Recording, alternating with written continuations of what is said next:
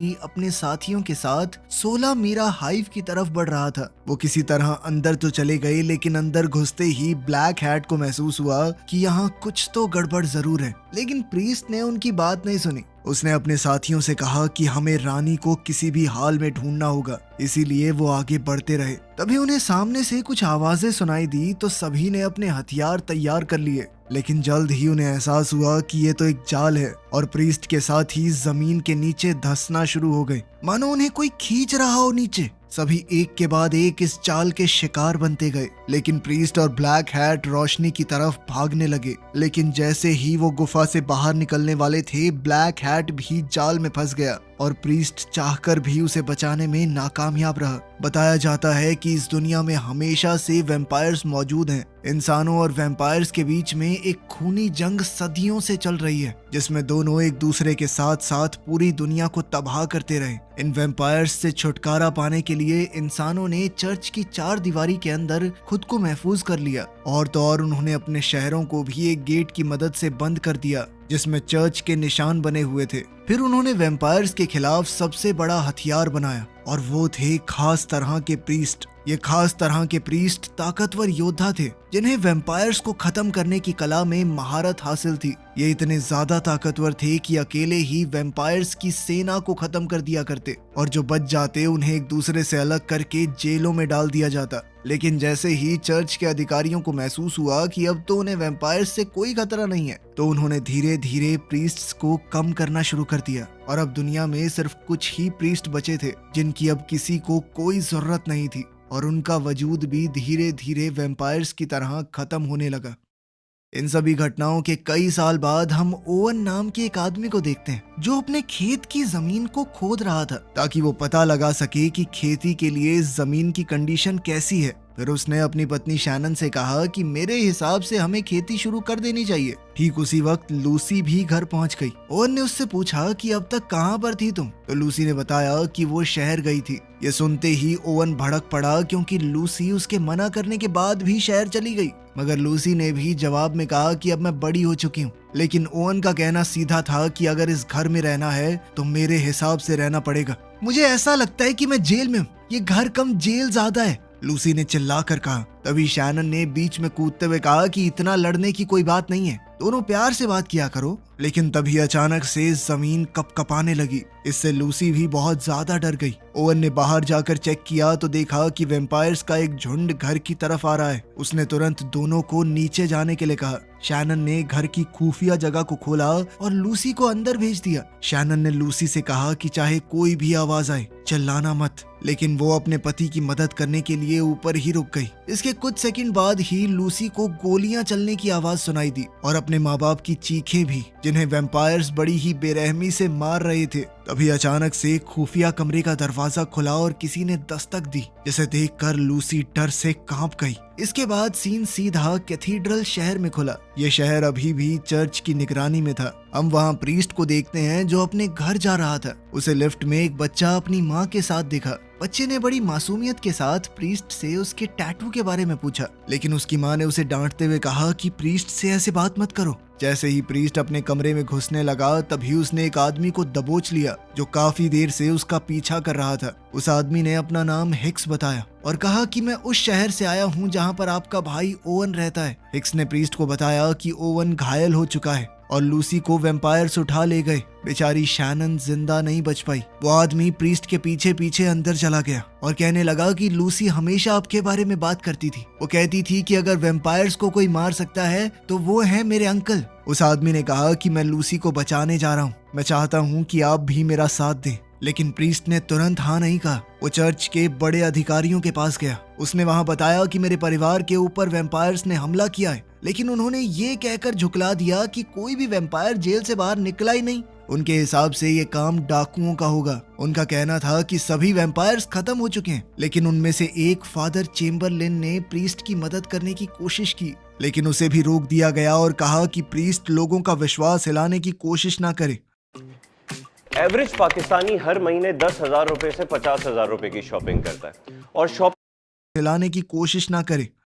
इस दौरान एक तेज रफ्तार ट्रेन में लूसी को वैम्पायर्स एक पिंजरे में बंद करके ले जा रहे थे। तभी उनमें से एक उसका मजाक उड़ाने लगा और तभी एंट्री हुई ब्लैक हैट की। ब्लैक हैट ने लूसी से कहा कि तुम्हें बचाए रखने के लिए ही पिंजरे में रखा गया है। इस पर लूसी कहने लगी कि मेरे अंकल प्रीस्ट हैं, वो मुझे बचाने के लिए जरूर आएंगे और फिर तुम सब मरोगे। लेकिन लूसी को ये नहीं पता था कि ब्लैक हैट इस पल का सदियों से इंतजार कर रहा था। वहीं शहर में फादर चेम्बरलिन ने प्रीस्ट से कहा कि मैं कुछ भी करके फैसला बदल नहीं पा रहा, और ये सुनकर प्रीस्ट बहुत निराश हो गया। वो इस सोच में पड़ गया कि इतनी कुर्बानियों के बाद भी उसकी बात तक नहीं सुनी जा रही, और अगर अब चर्च उसकी मदद नहीं कर रहा तो उसे मामला अपने हाथ में लेना होगा। तभी चर्च के सैनिकों ने प्रीस्ट को चारों तरफ से घेर लिया। चेम्बरलिन ने कहा कि सिर्फ अच्छी चीजों के बारे में सोचो, ऐसा कुछ मत करना जिससे तुम्हें बाद में पछताना पड़े। ये सुनकर प्रीस्ट बेहद उदास हो गया, क्योंकि अब उसे चर्च के खिलाफ जाना होगा। उसने कुछ ही सेकंडों में एक एक करके सभी सैनिकों को ढेर कर दिया।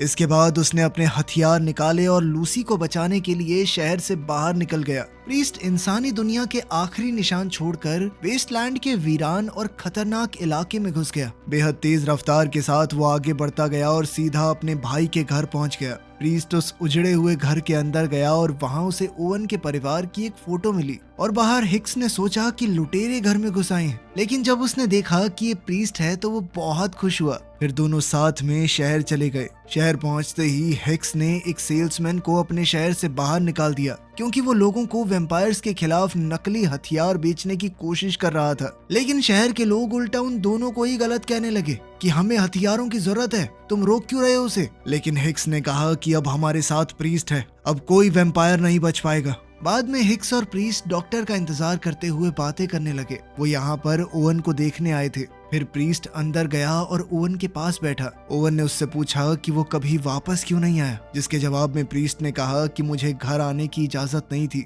फिर ओवन ने बहुत उदास होकर कहा कि उन्होंने शैनन को मार दिया। इस पर प्रीस्ट ने उसे तसल्ली देते हुए कहा कि शैनन ने मरकर तुम्हें जिंदगी दी है। तभी ओवन ने रोते हुए कहा कि भाई कैसे भी लूसी को बचा लेना और उन सारे वैम्पायर्स को खत्म कर देना। बाद में हिक्स ने प्रीस्ट को बताया कि चर्च के आदमी आपको ढूंढ रहे हैं और वो लूसी को बचाने की इजाजत भी नहीं दे रहे। लेकिन मुझे फर्क नहीं पड़ता, मैं लूसी को बचाने के लिए आपकी टीम में शामिल होना चाहता हूँ। लेकिन प्रीस्ट ने कहा कि तुम इस सब के लिए अभी तैयार नहीं हो। ये सुनते ही हिक्स ने गोली उठाई और हवा में एक चाकू से गोली के 2 हिस्से कर दिए। ये देखकर प्रीस्ट ने उससे पूछा कि क्या तुम बंदूक चलाना जानते हो। इस पर हिक्स ने कहा कि बंदूक तो मैं चाकू से भी अच्छी चलाता हूँ। फिर उसने प्रीस्ट से कहा कि तुम तो बंदूक का इस्तेमाल ही नहीं करते, तो इतनी गोलियां क्यों बना रहे हो। प्रीस्ट ने जवाब में कहा कि ये तुम्हारे लिए है।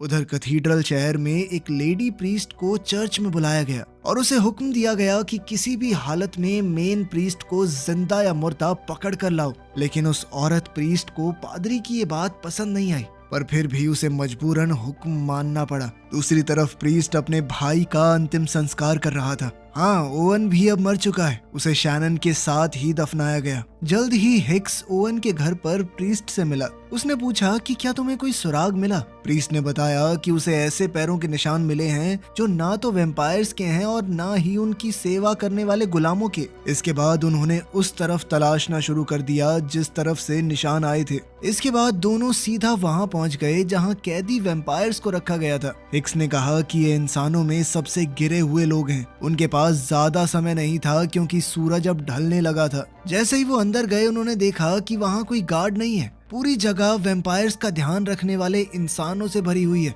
हिक्स समझ गया कि उनमें से ज्यादातर लोग अपनी मर्जी से ये काम कर रहे हैं। वो एक गुलाम के पास गया और तभी गुलाम ने कहा कि प्रीस्ट को यहाँ आने की अनुमति नहीं है, ये जगह हमारी है, हमें प्रीस्ट बिल्कुल भी पसंद नहीं। फिर हिक्स ने उसे बताया कि वो क्या ढूंढ रहे हैं, जिसके बाद गुलाम ने कहा कि हमारे यहाँ ऐसा कुछ नहीं हुआ, कोई लड़की नहीं आई। इसके बाद उन्होंने मेन गेट खोला और अंदर चले गए, मगर वो जगह किसी नर्क से कम नहीं थी। हर तरफ सिपाहियों की लाशें बिखरी पड़ी थी। प्रीस्ट एक सेल में गया और उसने एक गुलाम से पूछताछ करनी शुरू कर दी। साथ ही उसे धमकी दी कि अगर उसने लूसी के बारे में नहीं बताया तो वो उसके मास्टर की कब्र खोल देगा। तभी अचानक से गुलामों का एक झुंड सामने आ गया। वो सब लड़ने के लिए तैयार थे। उन्होंने हिक्स पर हमला कर दिया, जिसके बाद हिक्स भी बाहर की तरफ भागा। लेकिन बाहर दूसरे गुलाम पहले से ही उसका इंतजार कर रहे थे, मगर प्रीस्ट सही समय पर पहुंच गया और उसने सभी गुलामों को मार दिया, सिवाय एक के, क्योंकि उससे पूछताछ जो करनी थी। लेकिन वो गुलाम वैम्पायर्स की तरफ से बोलने लगा। उल्टा वो प्रीस्ट को ही राक्षस कह के बुला रहा था। ठीक उसी समय सूरज भी ढलने लगा और गुलाम ने कहा कि अब बहुत देर हो चुकी है क्योंकि रात सिर्फ हमारी है। जैसे ही सूरज डूबा, वैम्पायर्स अपनी कब्र से बाहर निकलने लगे और उन्होंने तुरंत प्रीस्ट और हिक्स को घेर लिया। तभी प्रीस्ट ने एक बाइबल निकाली और पढ़ना शुरू कर दिया। इसी दौरान उसने पन्नों के बीच से हथियार निकालकर 2 वैम्पायर्स को मार गिराया और साथ ही एक और वैम्पायर से लड़ने लगा। इस दौरान हिक्स भी एक वैम्पायर को गोली मारने की कोशिश कर रहा था, लेकिन जब वैम्पायर उस पर भारी पड़ गया तो प्रीस्ट ने उसे भी मार गिराया। तभी अचानक एक वैम्पायर बहुत जोर से चीखते हुए भाग गया। फिर प्रीस्ट वापस से गुलाम के पास गया और इस बार गुलाम ने डर कर बता दिया कि वो उसे पश्चिम की तरफ लेकर गए हैं, लेकिन उन्हें इसका बिल्कुल भी अंदाजा नहीं था कि आगे क्या होगा। तभी एक वैम्पायर ने वापस आकर प्रीस्ट पर धावा बोल दिया। फिर वो दोनों लड़ते लड़ते गुलामों की जगह में गिर गए। हिक्स भी अपनी बंदूक निकाल कर इंतजार करता रहा। उस जगह गए बेशक 2 थे, लेकिन वापस आया सिर्फ प्रीस्ट। अब दोनों बात करने लगे कि क्या करना चाहिए और प्रीस्ट ने कहा कि 16 मीरा हाइव पश्चिम की तरफ है। हिक्स ने कहा कि मुझे तो लगा था सारे हाइव तबाह हो चुके हैं, लेकिन प्रीस्ट ने कहा कि फिर अलग है। अगर उसे किसी वैम्पायर को मारना है तो उसकी चाल पहले से भांपनी होगी। इसी दौरान शहर का सेल्समैन ब्लैक हैट से मिलने गया ताकि उसे कुछ जानकारी दे पाए, लेकिन सेल्समैन ने कहा कि मुझे इस जानकारी के बदले में कुछ तो चाहिए। ब्लैक हैट ने उसे धमकी दी कि मैं तेरा खून पी जाऊंगा साले, इसलिए उसने बिना चू चपड़ किए सारी जानकारी दे दी। सेल्समैन ने उसे बताया कि लूसी को ले जाने के बाद प्रीस्ट शहर में आया था और उसके साथ हिक्स नाम का एक लड़का भी है। ये सुनकर ब्लैक हैट ने कहा कि बहुत बढ़िया काम किया तूने, और फिर उसका खून पीकर उसे भी अपना गुलाम बना लिया।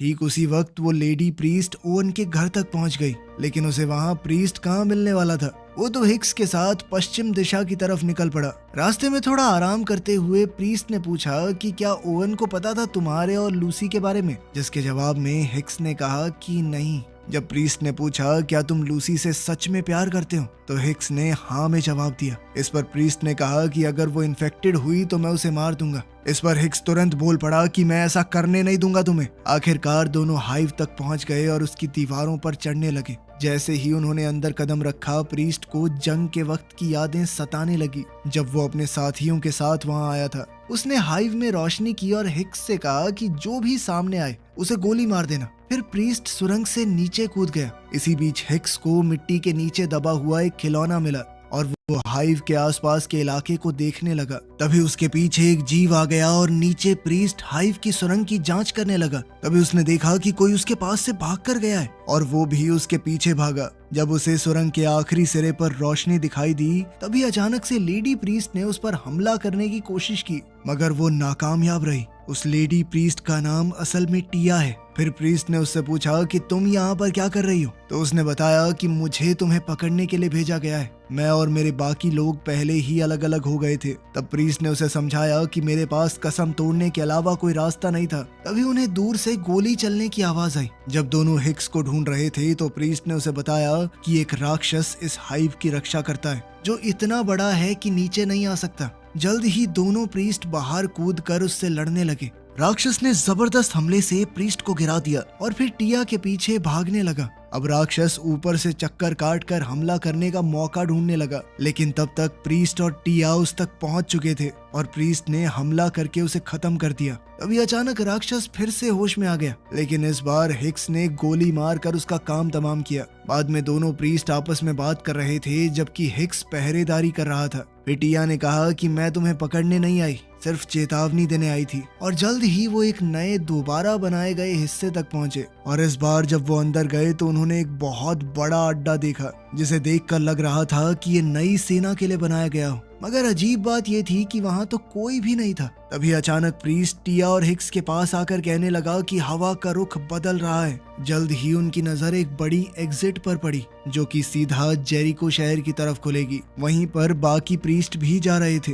इसी दौरान वैम्पायर्स की ट्रेन जेरिको स्टेशन पर पहुंची, जिसे देखकर वहां काम करने वाला एक आदमी हैरान रह गया। ट्रेन उसके बिल्कुल सामने रुकी लेकिन कोई बाहर नहीं निकला। लेकिन जैसे ही वो दरवाजा चेक करने गया तो एक वैम्पायर ने उसे जान से मार दिया। फिर ब्लैक हैट बाहर आया और उसने अपनी सेना को काम शुरू करने के लिए कहा। एक परिवार आराम से अपने घर में म्यूजिक सुन रहा था। तभी एक वैम्पायर उनके घर में घुस गया और उसने परिवार पर हमला कर दिया। पूरा शहर वैम्पायर्स की सेना की चपेट में आ गया और ब्लैक हैट उस मंजर को इस तरह एंजॉय करने लगा मानो दिलजीत का कोई कॉन्सर्ट चल रहा हो। तभी अचानक वहाँ 3 प्रीस्ट पहुंच गए और उन्होंने ब्लैक हैट से लड़ना शुरू कर दिया। लेकिन ब्लैक हैट ने उनमें से एक को बहुत ही आसानी से मार दिया। फिर उसने बाकी दोनों से कहा कि तुम मेरे साथ जुड़ना चाहोगे या इसकी तरह मरना चाहोगे, बता दो।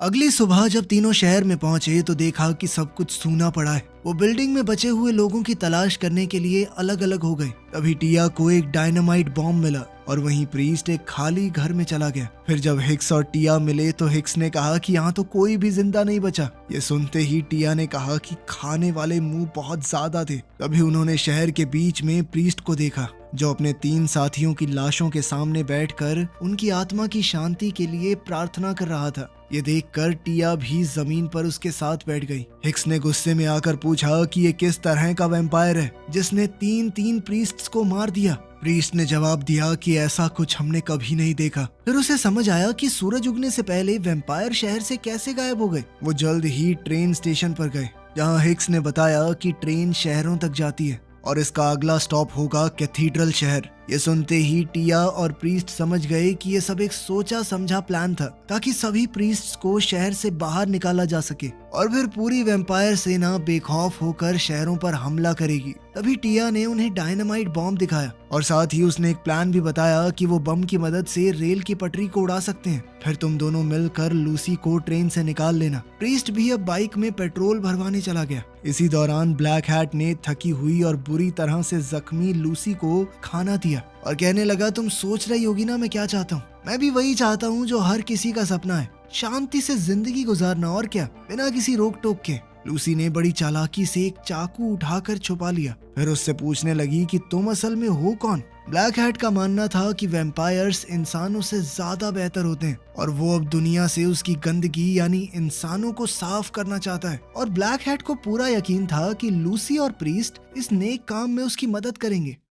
दूसरी तरफ हिक्स ने टिया से पूछा कि क्या तुम्हें सच में लगता है कि अगर लूसी इन्फेक्टेड निकली भी तो प्रीस्ट उसे जान से मार देगा। इस पर टिया ने बताया कि जो गुलाम बन जाते हैं उनकी रगों में वैम्पायर का खून दौड़ता है। क्या खाक जिंदगी है उनकी। उन्होंने शहर छोड़ने से पहले बाकी 3 प्रीस्ट की लाशों को जला दिया। अब टिया प्रीस्ट से कहने लगी कि याद रखना भगवान हमारी तरफ है। उसने प्रीस्ट से अपने प्यार का इजहार करते हुए कहा कि चिंता मत करो, सब कुछ सही होगा। इतना कहकर उसने उसे एक खास हथियार थमा दिया। अब वो सब मिलकर ट्रेन की तरफ चले गए और ट्रेन के आने का इंतजार करने लगे। तभी अचानक पीछे से आकर हिक्स धमकी देने लगा कि अगर लूसी इन्फेक्टेड हुई भी तो कोई उसे मारेगा नहीं, वरना मैं तुम दोनों को अभी मार दूंगा। तभी टिया ने हिक्स को बताया कि सिर्फ तुम नहीं प्यार करते लूसी से, लूसी असल में प्रीस्ट की बेटी है। वो उस वक्त सिर्फ एक छोटी सी बच्ची थी जब चर्च ने उसे अपने पिता से दूर कर दिया। तब से लूसी का चाचा ओवन उसका पिता बनकर उसे संभालता रहा। अब प्रीस्ट ने हिक्स से कहा कि अगर तुम मुझे मार दो तो लूसी को अकेले कभी नहीं बचा पाओगे, लेकिन अगर हम सब मिलकर कोशिश करें तो शायद कुछ हो भी जाए। फिर जैसे ही वो लोग ट्रेन के पास पहुंचे,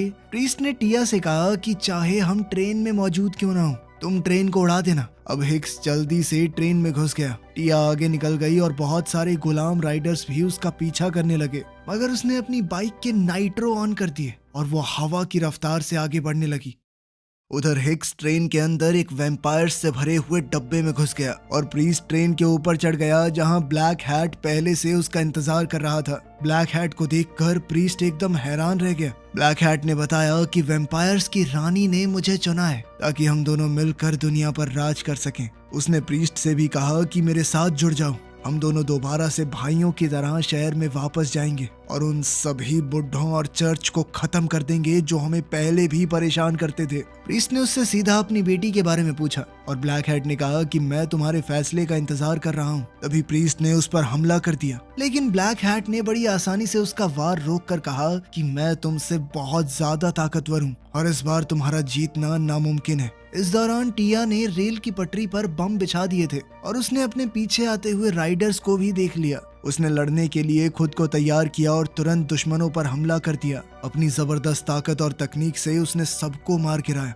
अचानक उसे पता चला कि एक गुलाम ने बम के कनेक्शन को तोड़ दिया है और उसने तुरंत मौके पर एक नया प्लान बनाया। ट्रेन की छत पर प्रीस्ट और ब्लैक हैट लड़ रहे थे। उन दोनों की ताकत लगभग बराबर थी, लेकिन फिर भी अब वैम्पायर प्रीस्ट पर भारी पड़ने लगा। वैम्पायर बने हुए ब्लैक हैट ने एक बार फिर से प्रीस्ट को अपने साथ जुड़ने का ऑफर दिया, लेकिन प्रीस्ट ने इस बार भी मना कर दिया। इसलिए ब्लैक हैट ने प्रीस्ट को नीचे गिरा दिया और ये सोच बैठा कि वो जीत गया। लेकिन प्रीस्ट बड़ी ही चालाकी से ट्रेन के नीचे लटका हुआ था। साथ ही हिक्स ट्रेन के अंदर से रास्ता बनाता हुआ आगे बढ़ रहा था। जल्द ही वो वैम्पायर्स से बचते बचाते लूसी तक पहुंच गया, जिसे एक गुलाम अपने साथ ले जा रहा था। वो दरवाजे को बंदूक से उड़ा देना चाहता था। तभी प्रीस्ट अपना रास्ता बनाते हुए ट्रेन के अंदर घुस गया और जल्द ही वैम्पायर्स भी ट्रेन के डब्बे में घुस गए। हिक्स ने पहले वैम्पायर पर गोली चलाई और फिर छत में छेद करने लगा ताकि सूरज की रोशनी अंदर आए। फिर दोनों लूसी को बचाने के लिए उसका पीछा करने लगे, मगर जैसे ही वो लूसी तक पहुंचे तभी ब्लैक हैट ने उन्हें रोक दिया। उसने एक ही झटके में हिक्स को ट्रेन से नीचे फेंक दिया,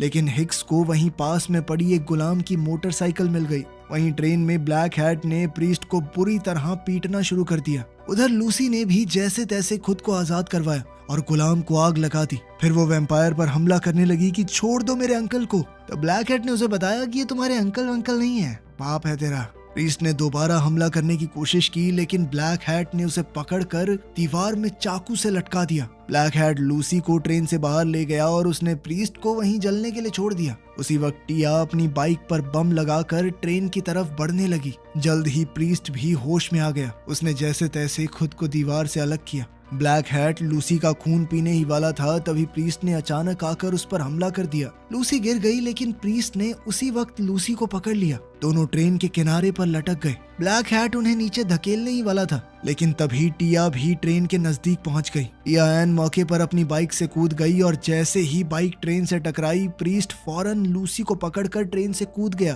ट्रेन पूरी तरह तबाह हो गई और उसमें मौजूद सारे वैम्पायर भी जलकर राख हो गए। हिक्स ने धमाका देखा और तुरंत वहां पहुंच गया। इस खतरनाक ब्लास्ट के बाद भी प्रीस्ट और लूसी को जिंदा देखकर हिक्स को राहत मिली। लूसी ने उसे देखते ही गले लगा लिया। टिया भी उनकी तरफ चल कर आई और तभी ब्लैक हैट की टोपी भी जमीन पर गिर गई। आखिर में प्रीस्ट चर्च के अंदर गया और उसने सबके सामने एक वैम्पायर का सर फेंक दिया। उसने बताया कि शहर के बाहर मौजूद जलती हुई ट्रेन देखना, सब समझ में आ जाएगा। और साथ ही इस बात की चेतावनी भी दी कि वैम्पायर्स की रानी उसमें नहीं थी, यानी खतरा अभी भी टला नहीं है। इसके बाद प्रीस्ट टिया से मिला, जिसने बताया कि उनके सभी साथियों को मैसेज पहुंचा दिया गया है और वो इस जंग को हमेशा के लिए खत्म करने के लिए आगे बढ़े।